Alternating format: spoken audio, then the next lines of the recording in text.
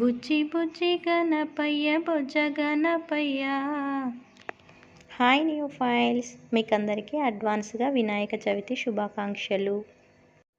చవితి రోజు గణపయ్యకు వివిధ రకాల పిండి వంటలు చేస్తుంటాం కదండి.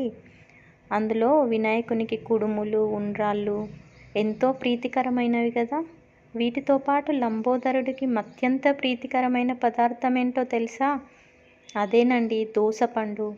వినాయకుని వ్రతకల్పంలో దోసపండు నివేదించకుండా వ్రతకల్పం నెరవేరదని పెద్దలు చెప్తుంటారు.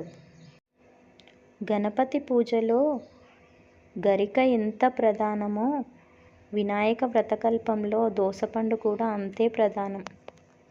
నైవేద్యంగా సమర్పించిన దోసపండుని కుటుంబ సభ్యులందరూ ప్రసాదంగా స్వీకరించాలి. వినాయక చవితితో పాటు ప్రతి నెల సంకటహర చతుర్థి పూజను ఆచరించే వాళ్ళు కూడా తప్పకుండా దోసపండును నైవేద్యంగా సమర్పించుకోవాలి.